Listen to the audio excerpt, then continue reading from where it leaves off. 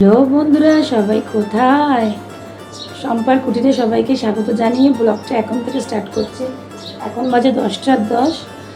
তো চোখ মুখ দেখে হয়তো তোমরা বুঝতে পারছো আমার শরীরটা ঠিকঠাক নেই, একটু টেনশনের মধ্যে আছি। টেনশনের আজ থেকে নেই, 2020 থেকেই স্টার্ট হয়েছে আমার লাইফের জার্নি, তোমাদের বলেছি এর আগেও। তো ওটাই চলছে, ওটাই কন্টিনিউ আছে, জানি না ওটা কমবে কি না। তো আজকে আর স্কুল যাইনি, ব্যাগ ট্যাগ সবই গোছানো, স্কুল ড্রেস গোছানো, সবই গোছানো। টিফিন কী করবো সেটাও ভেবে রেখেছিলাম, কিন্তু সকালবেলা কালকে রাত্রের থেকে এত পেটে যন্ত্রণা, এত পেট ব্যথা করছে যে সকালবেলা ওঠার মতন শরীর পারমিট করেনি। আর পায়ের তলাটায় তালুটার মধ্যে এমনভাবে চামড়া উঠছে, মানে পা ফেলতে পারছি না, এত ব্যথা। যাই হোক, মানে মানুষকে চিন্তা, মানুষ ভালো কখন থাকে? যখন যা তার ভেতরে কোনো চিন্তা থাকে না, কোনো টেনশান থাকে না, কোনো কষ্ট থাকে না। তো আমার লাইফটা তো এমন হয়ে গেছে যে কষ্ট চিন্তা থেকেই যায়, রয়েছে, থেকে যায় কি রয়েছে। তো আর্থের কোনো কিছু মানে চায়, মানে কিছু খরচা বা কিছু প্রয়োজনীয় জিনিসগুলো আমি দিতে পারছি না ওকে। আগেও বলেছি, এখনও বলেছি।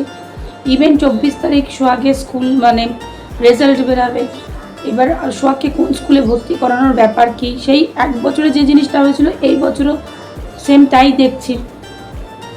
প্রথমত বাড়ির একটা সিলিন্ডার শেষ হয়ে গেছে, একটা চলছে। তো সেটা আমি যে গ্যাস দেয় কার্তিক দা, তাকে ফোন করে বলে দিয়েছি। সে বলেছে ঠিক আছে, আমি সুমিতকে ফোন করব। তারপরে ফোন করলাম, তারপর বলছে যে 2-3বার ফোন করেছি, ফোনটা রিসিভ করেনি।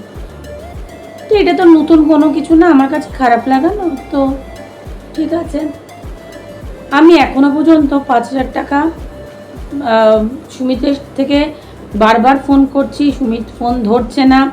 উল্টে আমাকে পরে যখন আমি কল ব্যাক করছি তখন মানে অন্য ফরওয়ার্ড করে দিচ্ছে নাম্বারটা, বা একটা SMS করে দিচ্ছে যে আমি এখন বিজি আছি। যাই হোক, 2 দিন পর পর ফোন করেছিলাম। মামামের বসন্ত উৎসব, ওদের নাচের স্কুল থেকে গেল। তো এই যে নাচের স্কুলে বসন্ত উৎসব বা কিছু, সেখানে কিন্তু আমাকে পে করতে হয়, তবে গিয়ে ওই বাচ্চারা ডান্স করতে পারে। তো ওখানে আমাকে দিতে হয়েছে টাকা। দেন এই ক্লিপ কেনা, এই কাটা কেনা, কিছু জিনিস কেনা, ফুল কেনা, মালা কেনা, যাই হোক, ওই টাকাটা দিয়েই তো আমাকে করতে হয়। তো আমি যে লোকের কাছ থেকে বা বাবার কাছ থেকে বা আর্তের বন্ধুর মার কাছ থেকে যে টাকাগুলো নিয়েছি তাদেরকে তো পেমেন্ট করতে হবে। তো সেগুলো তো জমে যাচ্ছে। এবার তাদেরকে যদি আমার এই 16,000 টাকা থেকে পেমেন্ট করে দিয়েছি, আমি অলরেডি করা হয়ে গেছে, এখন আমার হাত পুরো খালি, আমার হাতে এখন টাকা নেই। তো আজ 4 বছরে আমি সুমিতকে এরকম টাকার জন্য পাগলের মতন হন্যি হয়ে ফোন করিনি। সে ফোন তুলে বলছে, এর মানে এটা তো মার্চ, ফেব্রুয়ারিতে বলেছিল কোন ফেব্রুয়ারির শুক্রবার ফ্রাইডে নাইট আমি দিয়ে দেবো। তারপরে বললো একদিন মার্চের এরকম, আমি কালকে সকাল রাত্রের মধ্যে তোমাকে টাকাটা পেমেন্ট করে দেবো।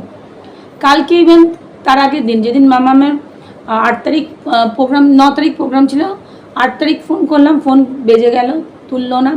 9 তারিখ ফোন করলাম, তুললো না। কালকে ফোনটা করেছি, কেন আর্তের স্কুল ড্রেসের দরকার, স্কুল ড্রেস আমি কিনে দিতে পারিনি আর্তকে এখনও পর্যন্ত, প্লাস স্কুলের যে পিটির ড্রেস সেটাও আমি কিনে দিতে পারিনি। তো আমি কিনে দিতে পারার কেউ না, কেন সুমিত তোর পুরো স্কুল ড্রেস থেকে আরম্ভ করে স্কুলের যাবতীয় জিনিস যেহেতু সুমিত দেখে, সেহেতু আমার তো ওখানে কোনো কিছু করার কিছু নেই, বা অনলাইন পেমেন্ট করার ব্যাপার থাকে, তো আমার তো ওখানে কোনো ব্যাপারই থাকে না। তো কালকে সেম আমি ওই কথাটা বললাম, ইভেন এই কথাটা বললাম যে আমাকে টাকাটা না দিলে আমি চলতে পারছি না। ইভেন মামামের কথাটাও বললাম যে তুমি মামামেরটা কিছু, সে বলছে এখনও পর্যন্ত বলছে, আজ কত বছর ধরে একই কথা বলা হচ্ছে যে আমি তো মামামকে একটা 700 টাকার স্কুলে ভর্তি করে দিয়েছি, যে স্কুলটা একবারে নড়বড়ে, একটা বাচ্চার শৈশব তৈরি করতে গেলে একটা ভালো স্কুল তো দিতে হয়। তাকে বারবার করে বলছি যে স্কুলের কথা, সে আমাকে সমানে ঘুরিয়ে যাচ্ছে। এখন আমি তার পাওনাদার হয়ে গেছি। এতদিন লোকে তার কাছ থেকে টাকা চাইতো, আমি তো তার নিজের লোক না, তো তার জন্য আমাকেও সে পাওনাদার বানিয়ে দিয়েছে। ইভেন আমি বলেছি তো তুমি টাকাটা কাকে দিচ্ছ, কেন দিচ্ছ, সেটা যাচাই ও করবে বলেছিল। আমি করে নেবো যাচাই, যে জয়েন্ট অ্যাকাউন্ট থেকে সিঙ্গেল অ্যাকাউন্ট থেকে জয়েন্ট অ্যাকাউন্টে কী গেল, কেমন করে গেল, আমি জেনে নেবো। তারপরেও এখনও পর্যন্ত টাকাটা দিয়ে উঠতে পারলো না। এখন আমি পাওনাদারের মতন ওকে ফোন করি, আর হাব ভাব তো এমন করে যে প্রধানমন্ত্রী মনমোহন সিংয়ের থেকেও উনি খুব ব্যস্তময় লোক, সে রাখি ফোন রাখি, সে কাজ করে, তাকে তো কাজ করে খেতে হয়, নানা রকম কাজে সে যুক্ত। তো আমি ফোন করলেই ফোনটা রাখি, মানে কি না কি হয়ে গেছে আমি ফোন করেছি। ভালো, এইরকম জিনিস থাকাটাই ভালো, যে বাড়ির ফোন আসলে, বাড়ির তো নাই, মানে কেউ ফোন করলে তাকে বলবো রাখছি, আমি খুব ব্যস্ত, কী যে ব্যস্ত সে তুমিই জানো। এবার মামামের স্কুলের কথাও বলছে, ঠিক আছে আমি দেখছি, মানে ওনার এখনও দেখা শেষ হচ্ছে না, কী যে দেখতে চাইছে আমাদের জানি না। উনি তো বলে গেছিলো এই 5/217 মহাজাতি আগরপাড়া এই ফ্ল্যাটে, ভবতোষ ফ্ল্যাটের নিচে আমাকে বলে গেছিলো যে তুই ভিক্ষা করে খাবি। হ্যাঁ, আমি ভিক্ষা করেই খাবো বাচ্চার জন্য। আমি আমার জন্য আজ পর্যন্ত এই 4 বছরে সুমিত সিংয়ের কাছে কোনো টাকা আমি হাত পেতে চাইনি, এখনও বাচ্চার জন্য চেয়ে যাচ্ছি। সে নাকি বাবা, তার নাকি মন কাঁদে, প্রাণ কাঁদে, জানি না কি কাঁদে। তো সোহাগের টাকাটা চাইলাম, টাকা বলছি ভর্তি, আমি বললাম আমি ফর্ম তুলবো, সে বলছে না আমি দেখে নেব। তুমি কোথায় তুলবে? আমি বললাম কেন, সেন্ট জেভিয়ার্স আছে, ব্যারাকপুরের অনেক স্কুল আছে, সেখানে ভর্তি করে দাও, স্কুল বাস করে দাও। বলো ঠিক আছে আমি করে দেবো, তাহলে আমার ওখানে হেডেক না। যাই হোক, এইভাবে আমার দিনগুলো যাচ্ছে, আমি খুব টেনশানে রয়েছি। টেনশানটা কিন্তু আমার না, আমি চেঁচে পড়ে টেনশানটা নিচ্ছি, শুধু এই বাচ্চাগুলোর মুখের দিকে তাকি। এবার টেনশান নিতে নিতে কী হচ্ছে, চুল একদম উঠে তো শেষ হয়ে যাচ্ছে, তারপরে শরীরটা খারাপ হয়ে যাচ্ছে, ঘর বাহির পড়তে যাওয়ার, নিয়ে আসা, কাজকর্ম করা, সব কিছুই তো আমার ওপর। তারপরে লোকের কাছে ধার দেনা করে বসে আছি, খারাপ লাগে। তাই আজকে তার জন্য আর্ট স্কুল যেতে পারলো না। এবার আমি অসুস্থ হয়ে পড়লে কে নিয়ে যাবে আর্টকে ওই সকালবেলা ট্রেনে? আর বাবা ওষুধ খেয়ে ঘুমান, মেজদি সারাদিনের কাজ করে ও সকালে উঠতে পারে না, মার কথা তো বাদই দিলাম, তাহলে আছেটা কে? এইভাবে তো মানে 2-3টে বছর কাটিয়ে দিলাম আমি নিজেও আর্টকে স্কুলে পৌঁছে দিই। এবার হচ্ছে যে কি করব, মামামের পারফরমেন্স আশা করি তোমরা সবাই দেখেছো। ওই ছোট্ট মেয়েটা এরকম 1 বছর আগে 7 দিনও যায়নি, মানে নাচের স্কুলে ভর্তি করেছি, ম্যামরা বলেছে না ও পার্টিসিপেট করুক, এই বছরও করলো। যাই হোক, যেইটুকুনি পারে। আমরা তো এই বয়সে স্টেজ কি বা একটা কেউ রাইমস জিজ্ঞাসা করলেও বলতে পারতাম না, আর ও এতগুলো দর্শকের মাঝখানে ও যে ডান্স করে, সবাই সেটাই বলছে যে শম্পা এত সুন্দর ডান্স করে বা এত কিছু, সেই সবাই বলে যে সত্যিকারে এটা কিন্তু করাটা ঠিক হয়নি। তোর পর এটা পারলো কী করে? এত ছোটো ছোটো বাচ্চাগুলোর মুখের দিকেও তাকিয়ে কিছু, মানে মানুষের একটা থাকে না যে না, ভেতরে আমার কিছু থাকলে আমি সেটা বাইরে প্রকাশ করবো না, আমার 2টো বাচ্চা আছে। আমার সাথে তো কোনোদিন লড়াই ঝগড়া কিছুই হয়নি আমার জীবিতকালে। আমি কোনোদিন বলতে পারবো না যে সুমিত সিংয়ের সাথে আমার বড় কোনো লড়াই হয়েছে, খাওয়া নিয়ে, পড়া নিয়ে, টাকা পয়সা নিয়ে, আমার ফ্যামিলির সাথে না, সেরকম কোনো ঝগড়াঝাটি হয়ইও নি। আর একটা বাসন একটা জায়গায় থাকলে সেই ঝগড়াঝাটি হয়ই, কিন্তু আজ পর্যন্ত আমার এরকম কোনো কিছু হয়নি। কিন্তু আজকে বাচ্চাগুলো কি দেখছে, ওরা কি এগুলো ডিজার্ভ করে? আজকে আমরা কোন মানে দেশে বাস করছি না? আজকে টিভি চালাও, নেট দুনিয়াতে দেখো, মানে সারা জায়গায় মানে এই ছিল, মানে মানে মানুষ মানে এত জয় জয়কার, কি যেন বেটি বাঁচাও বেটি পড়াও। আজকে ওই মানুষগুলো ওমেন্স ডে মানাচ্ছে। আমি এরকম 1 বছর আগে আমি ওমেন্স ডের দিনেও বলেছি যে আমার কাজের মেয়েটা যখন ছিল, আমিও ওর মা, আমার ঘরে রয়েছে যেন আমি ওকে ভালোভাবে রাখবো, কিন্তু আমি পারলাম না। ওকে এখানে উত্তপ্ত করে আমার ফ্ল্যাটের লোকেরা ওকে বার করে দেওয়া হলো, আমি টাকা দিয়ে বিদায় করে দিলাম। না, বদনাম কামাতে পারবো না। তো আমি সত্যিকারে আমাদের দেশটা এখন এমন হয়ে গেছে না, মানে কি কোথায় যে বাস করি আমরা, আমার না সত্যি আমার লজ্জা লাগে এখন। মানে হিংসা, এই ওকে খাচ্ছে, ও ওকে মানে পেটাচ্ছে, এ থানায় যাচ্ছে, ও কোর্টে যাচ্ছে, ওর অধিকার চাইছে। কার কি অধিকার লোকের কাছে গিয়ে গান গিয়ে বলা, মানে কি বিচ্ছিরি। মানে আমরা সত্যিকারের মানে কোনো দিন ভাবতে পারিনি আমি যে আমায় ওই কোর্টের দোরগোড়ায় যেতে হবে, কোর্টে গিয়ে আমার ভালোবাসার লোকের কাছে গিয়ে আমাকে ভিক্ষা চাইতে হচ্ছে। মানে খুব প্যাথিক।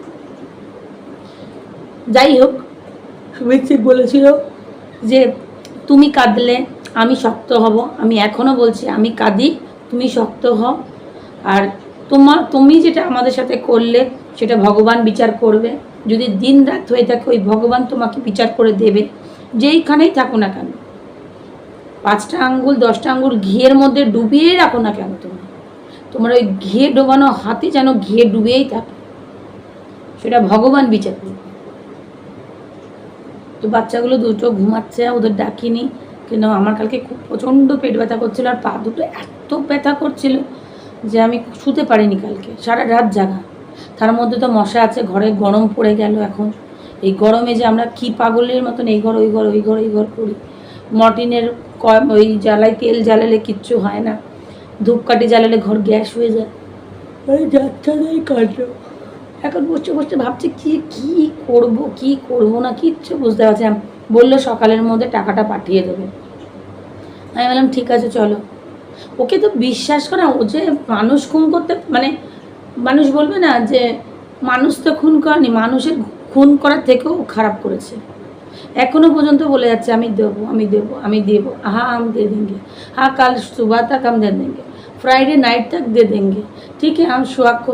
আরে তো নিজে এখনও বলছে যে আমি বাচ্চাকে ভালোবাসি, তাহলে বাচ্চার শৈশবটা কেন কেড়ে নিচ্ছে?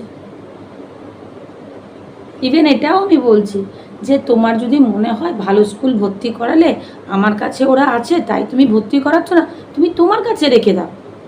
তুমি তোমার কাছে রেখে ভালো পরবারিশ দাও, ভালো খাবার দাও, ভালো জামা কাপড় দাও, ভালো কোনো ইনস্টিটিউটে ঢুকিয়ে ওদের কোনো একটা নাচ গান আবৃত্তির মধ্যে রাখো। আমার তাতে কোনো অসুবিধা নেই, কারণ আমি অশিক্ষিত ফ্যামিলি থেকে বিলং করি। আমার বাবার কাছে পয়সা নেই। অন স্ক্রিনে আমি বলি, এটা তো আমার লজ্জার কোনো কিছু না, যেটা আমি সেটাই আমি বলি। কোনো বিলাসিতার তো কিছু নেই। আমি কি এখন মুখে মেকআপ মেরে বসেছি? না। হ্যাঁ, আমি কখন করি, যখন আমার ভাল লাগে একটু রিলস করতে, তখন লিপস্টিক দিলাম, একটু কাজল পরলাম, বাইরে গেলাম, ঠিক আছে। তো আসল রূপটা তো আমার এখন, এটার মধ্যে তো কোনো ভেজাল নেই। আমি তো মন থেকে বলছি যে তোমার যদি কোনো সময় মনে হয় যে আমি বাচ্চা নিয়ে নেবো, ওই হাত টেনে নিয়ে গেলাম, আজ সে বাচ্চা মেরা হে, এক ফোন করকে বল দিয়া আজ সে তালাক হে, নাটক নাকি? এতদিন নাটক করেছো নাকি তুমি আমার সাথে? সেটা তো আমি জানি, সেটা কাগজ কলম। ওই নাটকটা এবার কাগজ কলমে করতে হবে।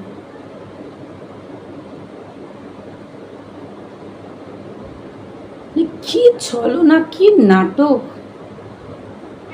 আর আমি যখন সবাইকে বলি কি পাচ্ছে, তখন আমাকে সবাই বলে কি পাচ্ছে?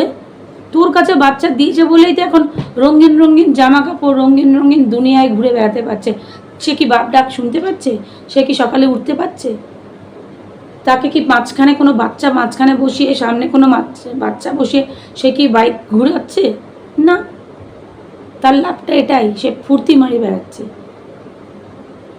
আমি তো বলছি এইখানে আমার বাড়িতে এত দাপড়াতো, মানে পাপের ঘোড়া এত পূর্ণ হয়ে গেল যে ভগবান মানে ঘর থেকে বার করে দিল, যে নিজের থেকে সে বেরিয়ে গেল, দাপড়াতে নিজের থেকে বেরিয়ে গেল।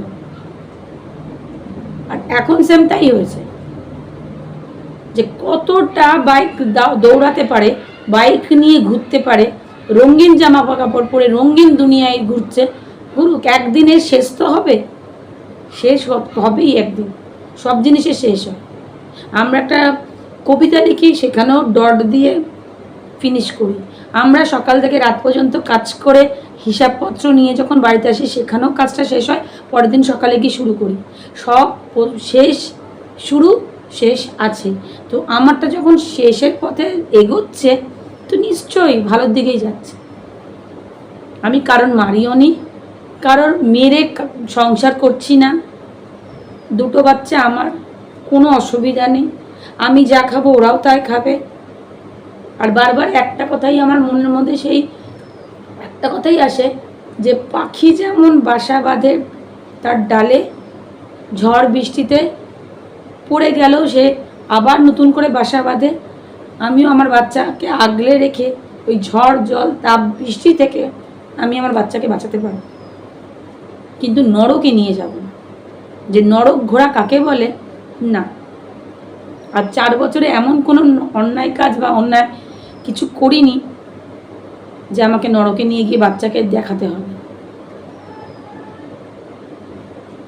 আজকে মানে কালকে রাত্রেবেলা বাবানকে পড়ানোর পর করেছিলাম সোয়াবিন আলুর তরকারি আর রুটি। বাবান তো রুটিই খায়।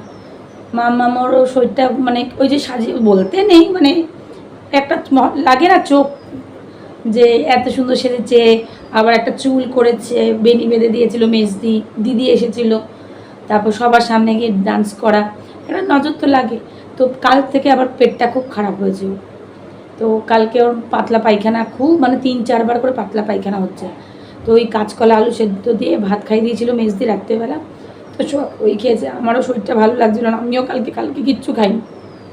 আজকে মার ঘর থেকে চা এনে একটা রুটি দিয়ে সকালবেলা চাটা খেলাম।